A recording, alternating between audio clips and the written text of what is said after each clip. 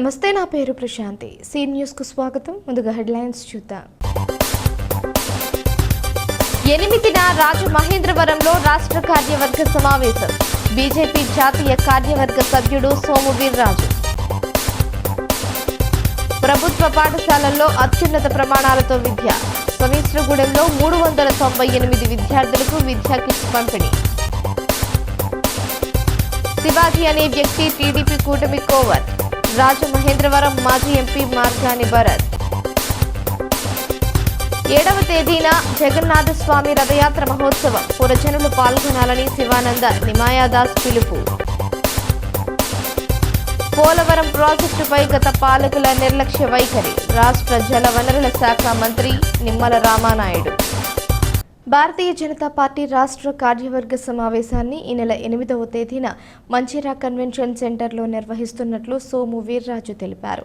కేంద్ర మంత్రి ఎల్ మురుగన్ ముఖ్య అతిథిగా, రాజ్యసభ సభ్యులు, జాతీయ ప్రధాన కార్యదర్శులు, ఇతర ముఖ్య నాయకులు ఈ సమావేశంలో పాల్గొంటారన్నారు. స్థానిక క్వారీ మార్కెట్ సెంటర్లో ఉన్న బీజేపీ కార్యాలయంలో శుక్రవారం జరిగిన మీడియా సమావేశంలో ఆయన మాట్లాడుతూ, రాష్ట్ర వ్యాప్తంగా 2250 మండల స్థాయి అధ్యక్షులు నుండి ఆపై స్థాయి వారిని అందరినీ ఆహ్వానించడం జరుగుతుందన్నారు. ఏపీ అభివృద్ధే ప్రధాన అజెండాగా రాష్ట్ర కార్యవర్గ సమావేశంలో చర్చిస్తామని, ప్రజల అభీష్టం మేరకే బీజేపీ వైఖరి ఉంటుందని పేర్కొన్నారు. విడిపోయిన రాష్ట్రానికి అభివృద్ధి కోసం బీజేపీ పనిచేస్తుందన్నారు.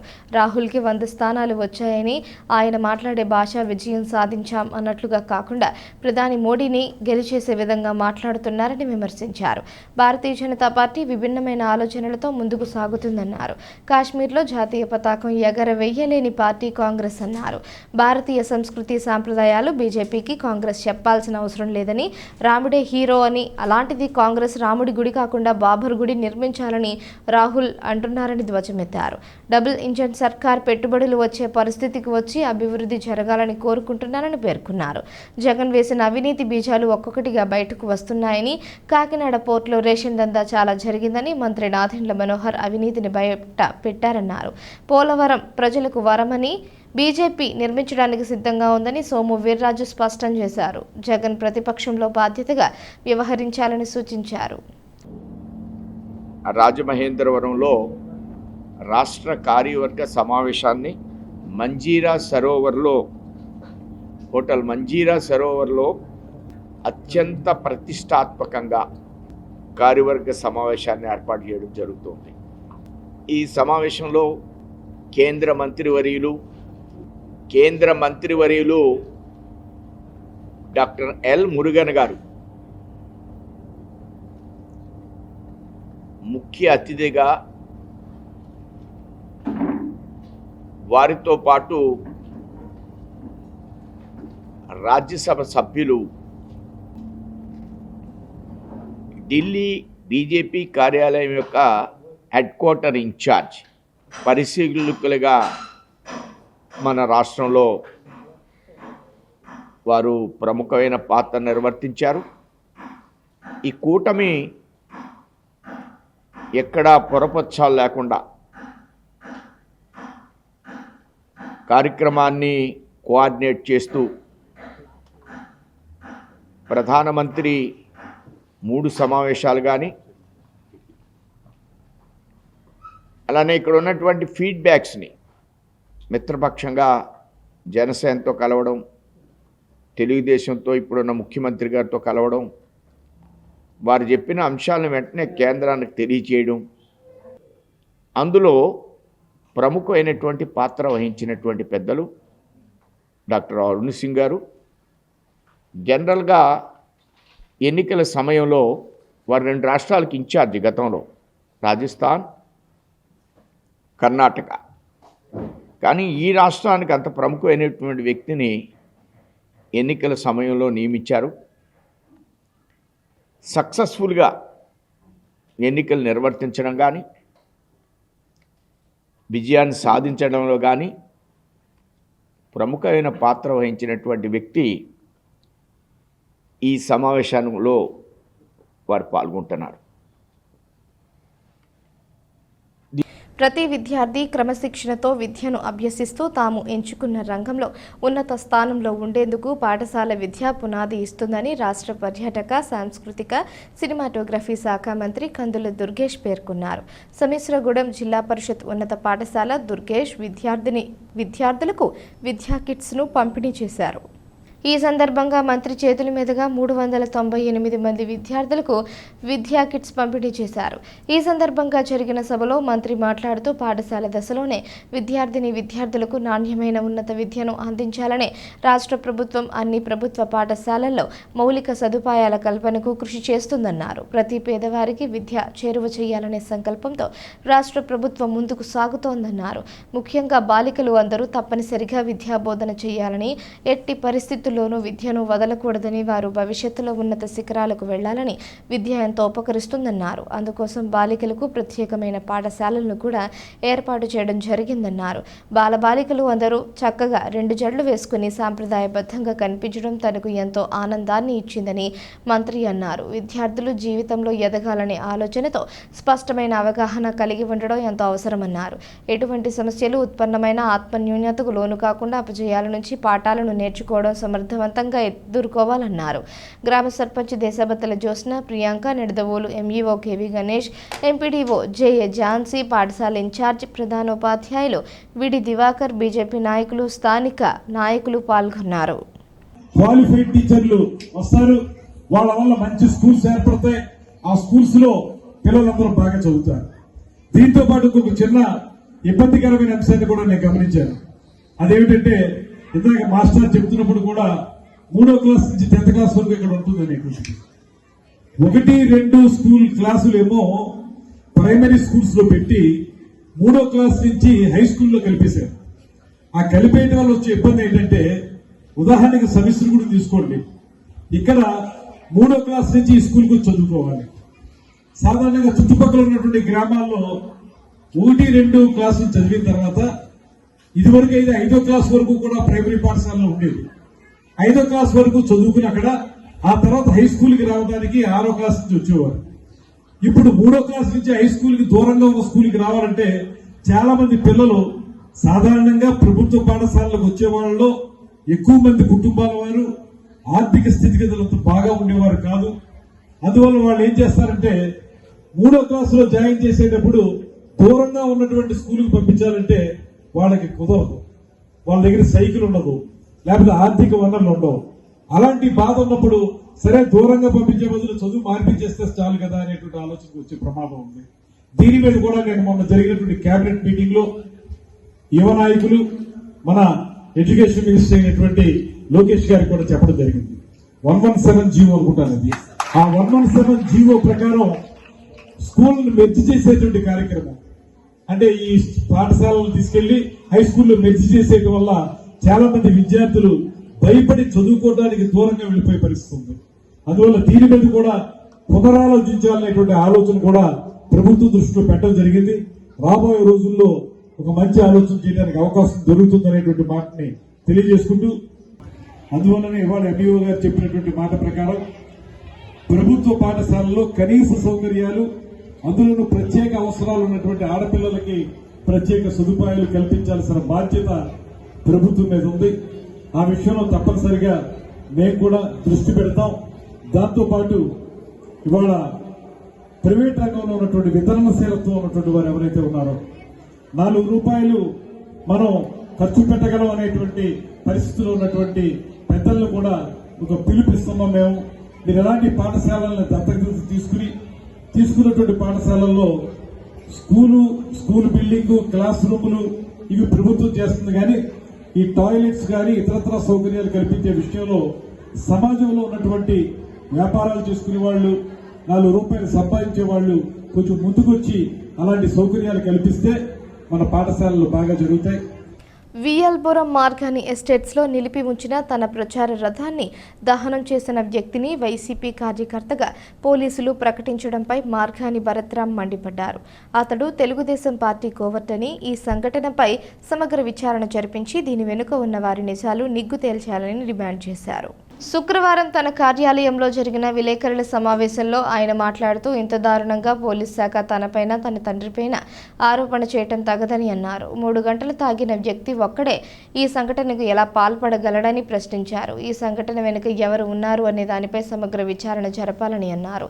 ఈ సంఘటనలో పోలీసులు 2 కోణాలలో విచారణ జరపడం మరిచారని అన్నారు. సంఘటన జరిగిన రోజు శివాజీ అనే వ్యక్తికి ఫోన్ చేసి తన కార్యాలయం వద్ద పోలీసులు ఉన్నారని, మరొక గంటలో ప్రచార రథాన్ని తగలబెట్టవచ్చని చెప్పినట్లు అంటున్నారని, అయితే రథం తగలబెట్టక ముందే పోలీసులు సంఘటనా స్థలానికి ఎందుకు వచ్చారని ప్రశ్నించారు. శివాజీ అనే వ్యక్తి తన తండ్రికి ఏ టైంలో ఫోన్ చేశాడు, కాల్ డేటాపై విచారణ జరపాలని అన్నారు. ఎన్నికలకు నెల రోజులకు ముందు పార్టీలో చేరాడని, నా తండ్రితో నాతోనూ వరుసలు కలిపి దగ్గరగా మెలిగేవాడని తెలిపారు. ప్రచార రథాన్ని దగ్ధం చేయడంలో నా కుటుంబ సభ్యుల ప్రమేయం లేదని, మార్కండేయ స్వామి దేవాలయంలో స్వామివారి ముందు ప్రమాణం చేస్తానని, అలాగే తెలుగుదేశం నాయకులు వారికి వారి కుటుంబ సభ్యులకు ప్రమేయం లేదని ప్రమాణం చేయగలరా అని సవాల్ చేశారు. మాజీ ఎంపీ మార్గాని భరత్రామ్ గారి తండ్రి నాగేశ్వరరావు గారి ప్రధాన అనుచరుడిగా అసలు ఎట్లాగా పోలీస్ డిపార్ట్మెంట్ ధృవీకరిస్తారండి? ఇది వైఎస్ఆర్సీపీ కార్యకర్త అని మీరు ఎట్లా చెప్పగలుగుతున్నారు? అంటే ఎలక్షన్స్ ముందరు నెల రోజుల ముందరు తెలుగుదేశం పార్టీ వాళ్ళకి వెన్నతో పెట్టిన విద్య ఒక కోవర్ట్ ఆపరేషన్ చేశారు. మా దగ్గరికి నెల రోజుల ముందర వచ్చిన వ్యక్తి కడుపు బాధతో అనంట తీసుకొచ్చి వెహికల్ని తగలబెట్టాడంట. ఎంత ఆశ్చర్యం వేస్తూ ఉంది అంటే 10-15 సంవత్సరాల నుంచి వైఎస్ఆర్సీపీ పార్టీ కార్యకర్తలు, నాయకులు, జగన్మోహన్ రెడ్డి గారి అభిమానులు చేయలేని పని ఈ వ్యక్తి చేశాడంట. ఎందుకు చేస్తాడు అంటే వీళ్ళందరికీ లేని బాధ ఈ కుర్రోడికి ఎక్కడి నుంచి వచ్చింది?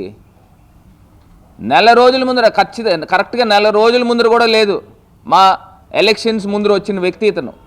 అంటే కోవర్ట్ ఆపరేషన్లో భాగమా?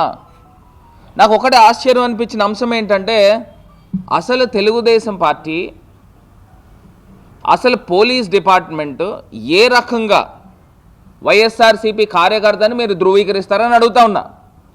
అసలు మీరు బయాస్డ్గా ఏ రకంగా చేస్తారు? అన్బయాస్డ్గా ఉండాలి డిపార్ట్మెంట్ అంటే. నాకు ఇప్పటికీ కూడా పోలీస్ డిపార్ట్మెంట్ పైన, అదేవిధంగా రాజమహేంద్రవరం ఎస్పీ కార్యాలయం పైన నాకు అమితమైన గౌరవం ఉంది. కానీ ఈ రకమైన అంశం ప్రధాన అనుచరుడు ఏంటండి? అంటే మా నాన్నగారికి ప్రధాన అనుచరుడు ఎట్లాగైతాడు? అంటే ఎలక్షన్ ముందర నెల రోజుల ముందర వస్తే ప్రధాన అనుచరుడు అయిపోతాడా? అట్లా అతను మద్దతుదారుడి కింద ఇది పెట్టుకున్నది కూడా ఏప్రిల్ 22వ తారీఖున పెట్టుకున్నాడంట ఈ వ్యక్తి. ఏప్రిల్ 22వ తారీఖు నుంచి అసలు ఎప్పుడు పెట్టుకున్నాడు ఏంటి అనేది చూస్తూ ఉంటే ఇట్లా బీజేపీ సింబల్స్ కనబడుతూ ఉన్నాయి. అంటే నేనేమి ఇతను బీజేపీ పార్టీ వ్యక్తి అని నేను చెప్పట్లా, ఆ పార్టీ సింపథైజర్ అవ్వచ్చు. ఇది కాకుండా వీళ్ళ బంధువులు, వీళ్ళ తోడల్లుడు కానీ లేకపోతే ఎవరో ఉన్నారు, వీళ్ళంతా కూడా తెలుగుదేశం పార్టీలో ఇక్కడ విఎల్పురం సెంటర్లో ఇక్కడ తెలుగుదేశం వాళ్ళ బ్యాచ్తో తిరుగుతూ ఉంటారంట. నేను కానీ నా కుటుంబ సభ్యులు ప్రమేయం కానీ ఆ వెహికల్ తగలబెట్టిన దాంట్లో ఉంటే నేను నేరుగా మార్కండేయ స్వామి గుడి దగ్గరికి వచ్చి ప్రమాణం చేయడానికి నేను సిద్ధంగా ఉన్నాను. ఇదే సవాళ్ళు తెలుగుదేశం పార్టీ ఎమ్మెల్యేకి వాళ్ళ కుటుంబ సభ్యులు కూడా చెప్తా ఉన్నా. మీరు కానీ మీ ఫ్యామిలీ ప్రమేయం కానీ ఈ యొక్క ఘటనలో లేకపోతే మీరు మార్కండేయ స్వామి గుడి దగ్గరికి వచ్చి ప్రమాణం చేయడానికి సిద్ధంగా ఉన్నారా అని అడుగుతా ఉన్నాం. ఈ నెల 7వ తేదీ ఆదివారం మధ్యాహ్నం 3 గంటలకు స్థానిక శ్యామల నగర్ రామాలయం సెంటర్ నుంచి జగన్నాథస్వామి రథయాత్ర ప్రారంభమవుతుందని ఇస్కాన్ రాజమండ్రి మందిర కమిటీ చైర్మన్ శివానంద నిమాయదాస్ చెప్పారు. ప్రతి ఏటా పూరిలో జగన్నాథస్వామి రథయాత్ర అంగరంగ వైభవంగా జరుగుతుందన్నారు. ఇస్కాన్లో శుక్రవారం జరిగిన మీడియా సమావేశంలో ఆయన మాట్లాడుతూ ఇస్కాన్ మందిరంలో కూడా జగన్నాథ స్వామి కొలువై ఉన్నారని, ఇక్కడ కూడా ప్రతి ఏటా రథయాత్ర నిర్వహిస్తున్నామని గుర్తు చేశారు. సాధారణంగా రథయాత్ర అంటే ఉత్సవ మూర్తులను ఊరేగిస్తారని, అయితే జగన్నాథ స్వామి రథయాత్రలో మూల విరాట్ను ఉంచుతారని చెప్పారు. మందిరానికి రాని వాళ్ల కోసం స్వామివారే స్వయంగా బయటకు వచ్చి దర్శన భాగ్యాన్ని కల్పించడమే జగన్నాథ రథయాత్ర ప్రత్యేకత అని తెలిపారు. ISKCON Andhra Pradesh zonal secretary Revathi Raman Mohan Prabhuji ముఖ్య అతిథిగా పాల్గొని రథయాత్ర ప్రారంభిస్తారని తెలిపారు. కీర్తనలు, భజనల నడుమ శ్రీ జగన్నాథ, బలదేవ, సుభద్రల విగ్రహాలను రథంలో ఉంచుతామన్నారు. Gorakshana Peta, armed reserve police station, Azad Chowk, Jampeta, Urvashi centre, B Ed training college, deluxe centre, head post office, Mahakaleshwara ఆలయం మీదుగా ఇస్కాన్కి చేరుతుందని వివరించారు. రథయాత్రలో భక్తజనులు పాల్గొని జగన్నాథ స్వామి అనుగ్రహం పొందాలని కోరారు. కమిటీ సభ్యులు రవీంద్ర, చైతన్య దాస్ మాట్లాడుతూ రథయాత్ర ముగిసాగా జగన్నాథ స్వామి లీలలపై ప్రవచనం, 56 రకాల చొప్పున భోగ నైవేద్యం, దీపహారతులు, అనంతరం ప్రసాద వితరణ ఉంటాయని ఆయన వివరించారు. శ్యామంగ శ్రీనివాస్ దాస్, హేమా నిమాయాదాస్ సమావేశంలో పాల్గొన్నారు. కృష్ణ అంతర్జాతీయ కృష్ణ చైతన్య సంఘం ఇస్కాన్ రాజమండ్రి వారి ఆధ్వర్యంలో శ్రీ జగన్నాథ స్వామి రథయాత్ర మహోత్సవం చక్కగా అంగరంగ వైభవంగా నిర్వహిస్తూ ఉన్నాం. ఈ యొక్క రథయాత్ర యొక్క ప్రత్యేకత ఏమిటంటే, పూరీ క్షేత్రంలో శ్రీ జగన్నాథ స్వామి అక్కడ విశేషంగా దారు బ్రహ్మ రూపంలో ఆయన అక్కడ ఉపస్థితిలో ఉన్నారు. జగన్నాథ స్వామి చాలా ప్రత్యేకమైనటువంటి రూపము. ఆయన కరుణావతారం. జగన్నాథ్ అంటేనే జగత్కే నాథుడు జగన్నాథ స్వామి. సో ఆయన యొక్క నేత్రాలు చాలా గుండ్రంగా ఉంటాయి. సమస్త సృష్టిని కూడా తాను ఆ యొక్క నేత్రాలతో వీక్షిస్తూ సమస్త ప్రాణికోటిని కూడా సంరక్షిస్తూ ఉంటారు. సో ఈ శ్రీ జగన్నాథ స్వామి మన రాజమండ్రిలో కూడా కొలువై ఉన్నారు, మన మందిరంలో. సో శ్రీ జగన్నాథ స్వామికి జ్యేష్ఠ శుద్ధ పౌర్ణమి రోజు మేము స్నానయాత్ర మహోత్సవాన్ని నిర్వహించాం. ఆ రోజుని ఏరువాక పౌర్ణమి అని కూడా చెప్పడం జరుగుతుంది. సో ఆ రోజు నుంచి స్వామివారికి జ్వరం వచ్చిందని చెప్పి విశ్రాంతినిచ్చి శ్రీ జగన్నాథ స్వామికి కషాయాన్ని, కొన్ని మూలికలతో తయారైనటువంటి పదార్థాలను నివేదించి, తర్వాత ఈ యొక్క జూలై 7వ తారీఖు ఆషాఢ శుద్ధ విధియ రోజు మనకి జగన్నాథ స్వామిని రథోత్సవంలో అంగరంగ వైభవంగా ఆయన్ని ఊరేగిస్తారన్నమాట. స్వామి చాలా రోజుల తర్వాత విశ్రాంతి తీసుకుని రథం మీదకి వచ్చి ఆయన శ్రీ జగన్నాథ స్వామి రథాన్ని అధిరోహించి భక్తులందరినీ అనుగ్రహిస్తారు. సో శ్రీ జగన్నాథ స్వామి ఆయన భక్తులందరినీ అనుగ్రహించేటువంటి విధానం చాలా అద్భుతంగా ఉంటుంది.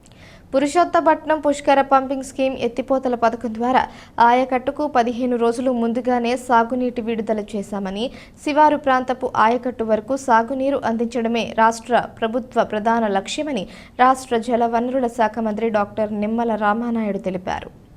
సీతానగరం మండలం పురుషోత్తపట్నం పుష్కర పంపింగ్ స్కీమ్ ఎత్తిపోతల పథకం ద్వారా ఆయకట్టు రైతాంగానికి సాగునీటిని విడుదల చేసే కార్యక్రమంలో మంత్రి రామానాయుడు, తూర్పుగోదావరి జిల్లా కలెక్టర్ పి ప్రశాంతి, శాసనసభ్యులు బత్తుల బలరామకృష్ణ, జ్యోతుల నెహ్రూ, వరుపుల సత్యప్రభ, స్థానిక ప్రజాప్రతినిధులు, అధికారులు పాల్గొన్నారు. రామానాయుడు మాట్లాడుతూ 2 లక్షల ఎకరాల ఆయకట్టుకు 3000 క్యూసెక్ల సామర్థ్యం గల పురుషోత్తపట్నం లిఫ్ట్ ఇరిగేషన్ ద్వారా పోలవరం ఎడమ కాలువ ద్వారా 60,000 ఎకరాలకు, అదేవిధంగా పుష్కర ఎత్తిపోతల పథకం నుండి 1,40,000 ఎకరాలకు 1,400 క్యూసెక్కుల సాగునీటిని కాలువల ద్వారా 15 రోజులు ముందుగానే విడుదల చేయడం జరిగిందన్నారు. రాష్ట్రానికి జీవనాధారమైన పోలవరం ప్రాజెక్టును పూర్తి చేయకుండా గత పాలకులు నిర్లక్ష్యం, రివర్స్ టెండరింగ్ విధానంతో నిర్వీర్యం చేశారన్నారు. రాష్ట్రానికి పోలవరం ప్రాజెక్టు అత్యంత ప్రాధాన్యమైందన్నారు. రివర్స్ టెండరింగ్ పేరుతో నూతన ఏజెన్సీని పిలవడం ద్వారా పనుల జాప్యం కావడంతో పాటు ప్రాజెక్టు నిర్మాణం అంచనా వ్యయం పెరుగుతుందని పోలవరం అథారిటీ సీఈఓకి రాష్ట్ర ప్రధాన కార్యదర్శి లేఖ రాయడం జరిగిందన్నారు. ముఖ్యమంత్రి చంద్రబాబు నాయుడు పోలవరం ప్రాజెక్టు పురోగతిపై ప్రత్యేక దృష్టి సారించి సాంకేతిక నిపుణులతో పరిశీలిస్తున్నారని పేర్కొన్నారు. ఇరిగేషన్ ఎస్ఈ బి యేసుబాబు, ఈఈలు పిడి రంగారావు, సిహెచ్ కోటేశ్వరరావు, స్థానిక ప్రజాప్రతినిధులు, అధికారులు పాల్గొన్నారు. పోలవరాన్ని మరి మొత్తం నాశనం చేసినట్లు వాడు, పోలవరాన్ని విధ్వంసం చేసిన వాడే మళ్ళీ వేళ పోలవరం గురించి మాట్లాడుతూ ఉన్నాడంటే మరి సిగ్గుండాలి జగన్మోహన్ రెడ్డికైనా, అంబటి రాంబాబుకైనా.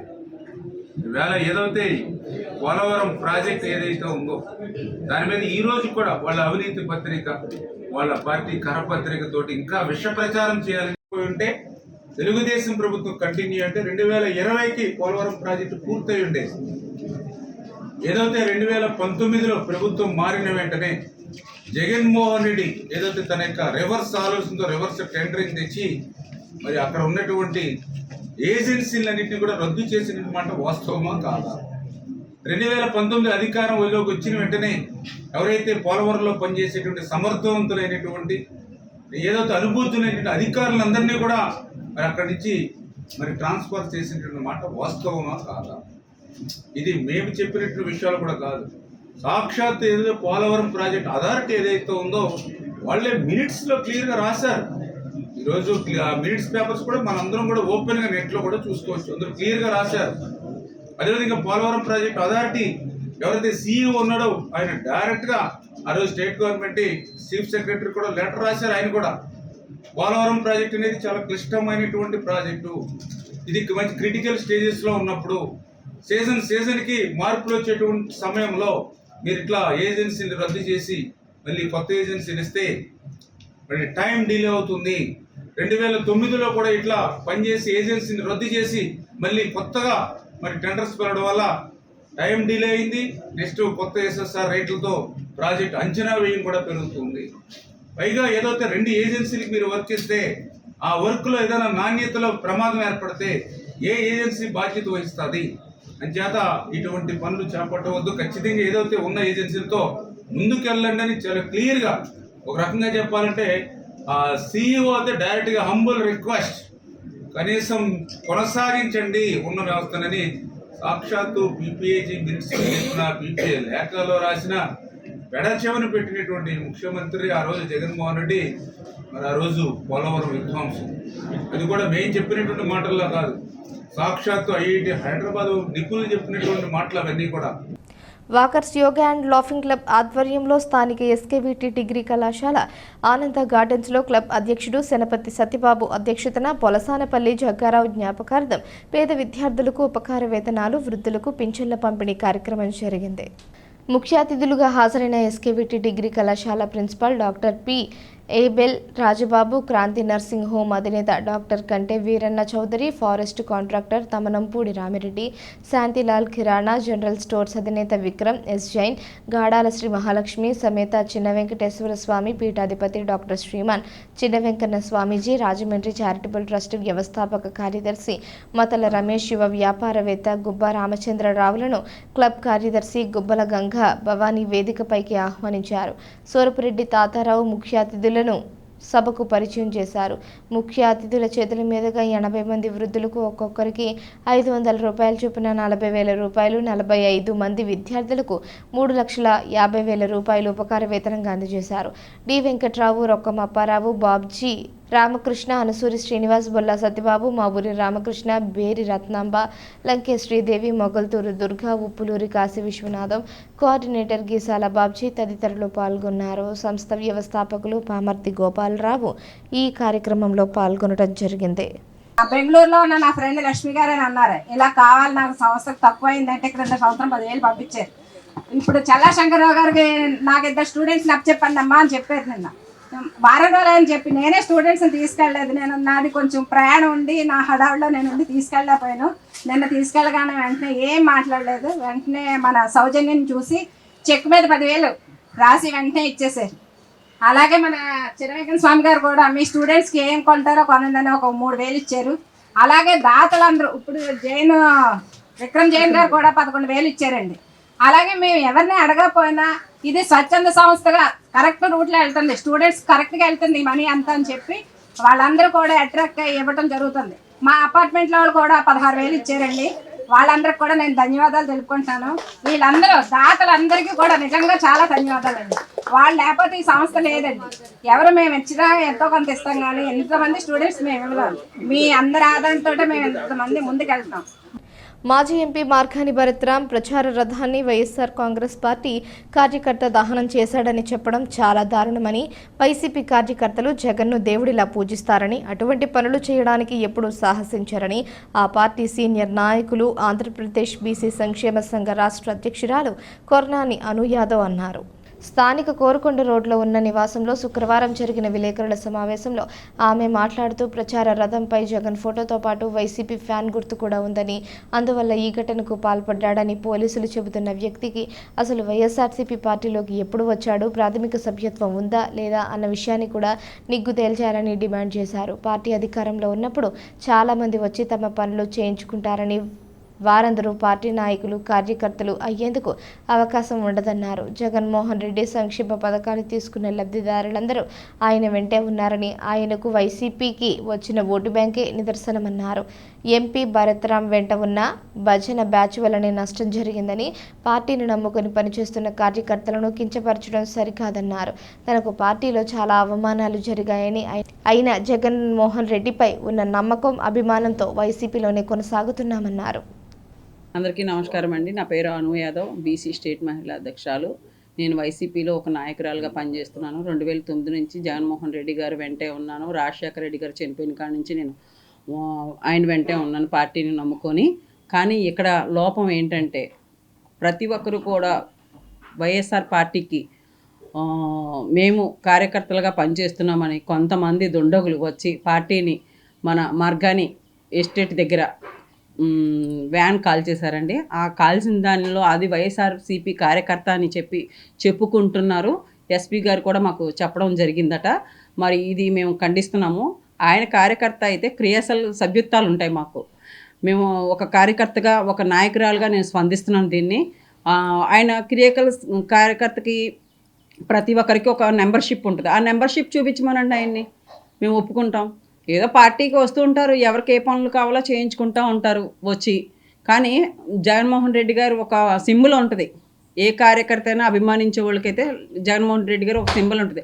ఆ సింబల్ ఎవరు కూడా కాల్చరు. ఫస్ట్ పాయింట్, ఆ సింబల్ చూసి సెల్యూట్ కొట్టి వెనక్కి రావాల్సిందే ఎవరైనా. కానీ ఇక్కడ జరిగింది ఏంటి, వ్యాన్తో పాటు ఆయన ఉన్న ఫోటో కూడా కాల్చేశారు. అంటే వాడు వైసీపీ కార్యకర్త అని మేము ఎలా చెప్పగలుగుతాం?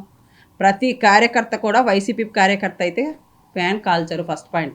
నాకు ఎన్నో అవమానాలు, ఎన్నో ఇది జరిగినాయి. అయినా సరే నేను ఎప్పుడు కూడా పార్టీని డ్యామేజ్ అయితే చేయలేదు. పార్టీలో చాలా నష్టపోయాను. నేను పార్టీని నమ్ముకొని జగన్మోహన్ రెడ్డి గారికి పాదయాత్ర వెంటే ఉన్నాను, అలాగే ఓదార్పు యాత్ర వెంటే ఉన్నాను, అలాగే షర్మిల పాదయాత్ర వెంటే ఉన్నాను, అలాగే అనేక నాయకులు మారారే తప్ప మేము మా కార్యకర్తలు ఎప్పుడు కూడా మారలేదు. స్థానిక 47-48 డివిజన్లలో టీడీపీ నాయకుడు అజ్జారపు రమేష్ ఆధ్వర్యంలో జరిగిన కార్యక్రమంలో స్వాతంత్ర సమర యోధులు అల్లూరి సీతారామరాజు వంగవీటి మోహనరంగ జయంతి సందర్భంగా జనసేన సిటీ ఇన్ఛార్జ్ అనుశ్రీ సత్యనారాయణ పూలమాలలు వేసి ఘనంగా నివాళులర్పించారు. ఈ కార్యక్రమానికి విచ్చేసిన ఆయన ముందుగా డాక్టర్ బిఆర్ అంబేద్కర్ విగ్రహానికి పూలమాలలు వేసి నివాళులర్పించారు. అనుశ్రీ మాట్లాడుతూ భారతదేశ స్వాతంత్ర సంగ్రామ చరిత్రలో విప్లవ వీరుడు అల్లూరి సీతారామరాజు పోరాటాలు చిరస్మరణీయమని తెలియజేశారు. అల్లూరి స్ఫూర్తితో నేటితరం, యువతరం ముందుకు సాగాలని పిలుపునిచ్చారు. ఈ కార్యక్రమంలో భాగంగా వంగవీటి మోహన్ రంగ 77వ జయంతి సందర్భంగా ఆయన మాట్లాడుతూ సాహసమే తన ఊపిరిగా, తిరుగుబాటే తన వేదాంతంగా, దుర్మార్గులను అంతం చేయడమే రంగన్న సిద్ధాంతంగా జీవించారని, ఆయన పేరు వింటే చాలు పేద, బడుగు, బలహీన వర్గాలు, బహుజనులు 2 చేతులు జోడించి ఆరాధనా భావంతో వందనాలు చేస్తారని నివాళులు అర్పించారు. ఈ కార్యక్రమంలో జనసేన పార్టీ నాయకులు రమేష్ మిత్ర బృందం పాల్గొన్నారు. తూర్పుగోదావరి జిల్లా ఎస్పీ పి జగదీష్ ఆదేశాల మేరకు inspector G Umamaheswararao, sub inspector M Ayyappareddy సిబ్బంది ఆధ్వర్యంలో సైబర్ నేరాలను అరికట్టేందుకు జిల్లా అంతటా వివిధ పోలీస్ స్టేషన్ల పరిధిలో విరివిగా కార్యక్రమాలు నిర్వహించడం జరిగింది. ఈ సందర్భంగా జిల్లా ఎస్పీ పి జగదీష్ మాట్లాడుతూ ఆన్లైన్ యూట్యూబ్ వీడియోస్ లైక్ చేసిన టాస్క్ కంప్లీట్ చేసిన డబ్బులు వస్తాయని, వచ్చే మెసేజ్లన్నీ కూడా ఆన్లైన్ మోసాలలో భాగమేనని గుర్తించాలని, సైబర్ నేరాల గురించి సామాన్యులకు అర్థం కావాలని ఉద్దేశంతో ఈ అవగాహన కార్యక్రమాలు నిర్వహిస్తున్నామని తెలిపారు. అధిక లాభాలు వస్తాయని, ఆన్లైన్లో తెలియని వారికి ఎటువంటి పరిస్థితుల్లోనూ డబ్బులు పంపి మోసపోవద్దని ప్రజలకు విజ్ఞప్తి చేశారు. మోసాలు జరిగినప్పుడు టోల్ ఫ్రీ నెంబర్లను సంప్రదించాలని, సైబర్ క్రైమ్ విభాగంలో రిపోర్టు చేయాలని చెప్పారు. సైబర్ నేరానికి గురైతే వెంటనే 1930కి కాల్ చేసి బాధితుల పేరు, మెయిలింగ్ అడ్రస్, ఇతర వివరాలు ఫిర్యాదులో పేర్కోవాలన్నారు. నేరం ఎలా జరిగిందనే అంశాన్ని రిపోర్టులో పూర్తిగా నమోదు చేయాలని సూచించారు. స్థానిక విఎల్పురం మార్గాని ఎస్టేట్స్లో నిలిపి ఉంచిన రాజమహేంద్రవరం మాజీ ఎంపీ మార్గాని భరత్రామ్ ఎన్నికల ప్రచార రథం దగ్ధం కేసులో వైఎస్ఆర్సీపీ కార్యకర్త దంగేటి శివాజీని పోలీసులు అరెస్ట్ చేశారు. తమ నాయకుడికి సానుభూతి కోసం వైకాపా కార్యకర్తే ఆ రథాన్ని కాల్చినట్లు అంగీకరించాడని తెలిపారు. గురువారం సాయంత్రం ఎస్పీ కార్యాలయంలో తూర్పు జోన్ డీఎస్పీ ఎం కిషోర్ కుమార్ ఈ కేసు వివరాలు వెల్లడించారు. జూన్ 28న రాత్రి విఎల్పురం వద్ద ఉన్న భరతరాం కార్యాలయ ఆవరణలో ఆయన ప్రచార రథం పూర్తిగా దగ్ధమైంది. దీంతో పోలీసులు నిఘా పెట్టి దంగేటి శివాజీ, మాజీ ఎంపీ భరతరాంతో పాటు ఆయన తండ్రి నాగేశ్వరరావుకు ప్రధాన అనుచరుడిగా నిర్ధారించగా అతడిపై స్థానిక పోలీస్ స్టేషన్లలో పలు కొట్లాట కేసులు కూడా ఉన్నాయని తెలిపారు. ఘటన జరిగిన రోజు రాత్రి శివాజీ మద్యం తాగి అందరూ వెళ్లిపోయిన తరువాత 11 గంటల సమయంలో ఓ పాలిథిన్ కవర్లో పెట్రోల్ పోసి దానిని ప్రచార రథం ముందు టైరుపై ఉంచాడు. దోమలకు వినియోగించే కాయిల్ ముక్కను వెలిగించి కవర్పై ఉంచి కొంత సమయం తర్వాత నిప్పు అంటుకునేలా టైరుపై ఉంచి పరారయ్యాడని, నిమిషాల వ్యవధిలో టైరు కాలి వాహనానికి పూర్తిగా మంటలు వ్యాపించాయి. తానే పని చేసినట్లు శివాజీ ఒప్పుకున్నట్లు పోలీసులు తెలిపారు. నిందితుడిని అరెస్టు చేసి న్యాయస్థానంలో హాజరుపరచగా రిమాండ్ విధించినట్లు డీఎస్పీ తెలిపారు. ఈ 4 టీమ్స్ ఫామ్ చేయడం జరిగింది. ఈ 4 టీమ్స్ కూడా ఎవరు చేశారని ఐడెంటిఫై చేసిన క్రమంలో ఈ టెక్నికల్ ఎవిడెన్స్ ద్వారా ఒక పర్సన్ ఐడెంటిఫై చేశాము. అతని పేరు దంగేటి శివాజీ. ఇతనుకి జగదీశ్వరి ఇండస్ట్రియల్ అనే అల్యూమినియం కంపెనీ ఉంది. ప్రొపరేటర్ అతనికి ఈ తాడితోటలో ఉంది. ఈ శివాజీ అనే అతను ఒక 6 మంత్స్ నుంచి వైఎస్ఆర్సీపీ పార్టీలో కార్యకర్తగా ఉంటున్నారు. అదేవిధంగా మాజీ ఎంపీ భరత్ గారి యొక్క తండ్రి గారి అయిన నాగేశ్వరరావు గారి దగ్గర ముఖ్య అనుచరుగా ఉంటూ most of the time Margani ఎస్టేట్స్లో స్పెండ్ చేసేవారు. ఈ 2024 జనరల్ ఎలక్షన్లో వైఎస్ఆర్సీపీ ఓడిపోవడం, టీడీపీకి అధికారం రావడంతో ఈ శివాజీ అనే అతను ఎక్స్ఎంపీ గారి ఉన్న అభిమానంతో, అదేవిధంగా టీడీపీ శ్రేణులకు ప్రజల్లో ఒక మంచి పేరు వస్తుందని చెడగొట్టాలనే ఉద్దేశంతో 28 నైట్న రాత్రి 7 గంటల నుంచి 10 గంటల వరకు వాళ్ళ ఫ్రెండ్స్తో అక్కడ ఏదైతే రచ్చబండ ఉందో అక్కడ డ్రింక్ చేయడం జరిగింది. డ్రింక్ చేసిన తర్వాత అతను అక్కడి నుంచి బయలుదేరి తాడితోటలో ఉన్న అతను అల్యూమినియం షాప్ వద్దకు వెళ్ళి అతను ముందుగానే వేసుకున్న ప్లాన్ ప్రకారం షాపు దగ్గర ఉన్న మోటార్ సైకిల్ ఉంది ఇతనికి. ఆ మోటార్ సైకిల్ నుంచి కొంత పెట్రోల్ అనేది ఒక కవర్లోకి తీశాడు. అదేవిధంగా ఆ షాప్ పక్కన ఏదైతే ఇంకొక షాప్ ఉందో అక్కడికి వెళ్ళి ఈ మస్కిటో రిపెల్లెంట్స్ తీసుకోవడం జరిగింది. ఈ మస్కిటో రిపెల్లెంట్స్కి ఒక 4 మ్యాచ్ స్టిక్స్ని కట్టి ఈ ఏదైతే ఆల్రెడీ కలెక్ట్ చేసిన పెట్రోలు, ఈ మస్కిటో రిపెల్లెంట్తో ఉన్న మ్యాచ్ స్టిక్స్ రెండూ కూడా తీసుకొని ఒక 10:30 సమయంలో అక్కడెక్కడైతే ఈ క్యాంపెయినింగ్ ప్రచార రథం ఉందో అక్కడికి వెళ్ళి ఈ క్యాంపెయినింగ్ వెహికల్ యొక్క ఫ్రంట్ వెహికల్ లెఫ్ట్ వీల్ మీద ఈ సెటప్ చేసి అక్కడి నుంచి వెళ్ళిపోవడం జరిగింది. ఈ పెట్రోలు అదేవిధంగా మ్యాచ్ స్టిక్ ఆ మస్కిటో రిపెల్లెంట్ అంటించేసి అక్కడి నుంచి వెళ్ళిపోయాడు. అతను వెళ్ళిపోయిన కొంత టైం తర్వాత, కొన్ని మినిట్స్ తర్వాత ఈ స్లోగా ఏదైతే ఈ మస్కిటోకి రిపెల్లెంట్ ఉన్న అగ్గి అనేది ఈ మ్యాచ్ స్టిక్ ద్వారా బర్న్ అయ్యి ఆల్రెడీ అక్కడ పెట్టిన పెట్రోలు బర్న్ అయ్యి స్లోగా ఆ ఫ్రంట్ వీల్ నుంచి స్టార్ట్ అయ్యి అంతా కూడా ఈ ప్రచార రథం అనేది కాలిపోవడం జరిగింది. ఆ తర్వాత ఇతనికి ఆ ఫ్రెండ్ అయిన బాలు అనే అతను ఈ శివాజీకి కాల్ చేసి ఈ పోలీస్ వాళ్ళు ఎవరు ఎంపీ ఆఫీస్ దగ్గరికి వచ్చారు అని అంటే, ఎవరైతే ఈ ముద్దాయి ఉన్నాడో శివాజీ, నాకేం తెలియదు, నేను ఇంట్లో ఉన్నాను అనేసి చెప్పడం జరిగింది. అదేవిధంగా అదే టైంలో నాగేశ్వరరావు గారికి కూడా కాల్ చేసి ఏం జరిగింది, పోలీసులు అక్కడ ఉన్నారు అని అడిగితే అతను నేను కనుక్కొని చెప్తాను అని చెప్పి ఒక 5 మినిట్స్ తర్వాత ఈ శివాజీకి కాల్ చేసి ఎవరో గుర్తు తెలియని వ్యక్తులు ఈ ప్రచార రథానికి నిప్పు పెట్టడం జరిగింది అనే విషయం కూడా అతనికి చెప్పడం జరిగింది. ఓన్లీ ఈ శివాజీ వైఎస్ఆర్సీపీ పార్టీకి అదేవిధంగా ఎక్స్ఎంపీ భరతరామ్ గారికి సానుభూతి వస్తుంది అనే ఉద్దేశంతో చేశాడని చెప్పి మా ముందు అంగీకరించడం జరిగింది. ఈ పర్సన్ని జ్యుడిషియల్ రిమాండ్కి పంపడం కూడా జరుగుతుంది.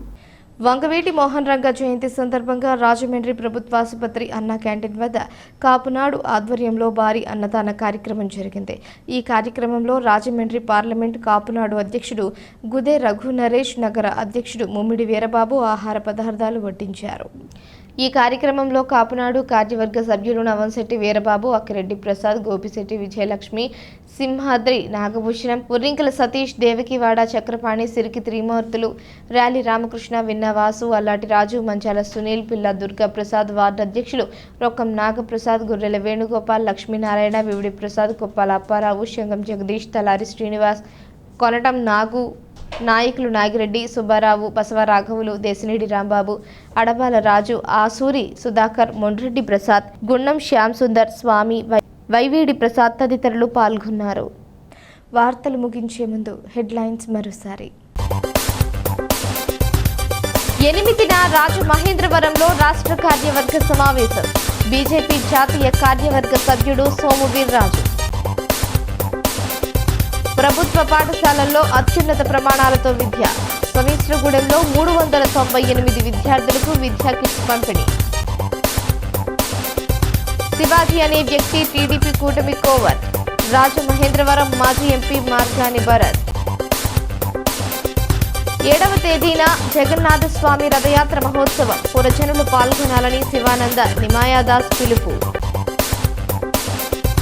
పోలవరం ప్రాజెక్టుపై గత పాలకుల నిర్లక్ష్య వైఖరి. రాష్ట్ర జలవనరుల శాఖ మంత్రి నిమ్మల రామానాయుడు. ఈ వార్తలు ఇంతటితో సమాప్తం. తిరిగి ప్రసారమయ్యే సీ న్యూస్లో మళ్ళీ కలుసుకుందాం. అంతవరకు సెలవు. నమస్కారం.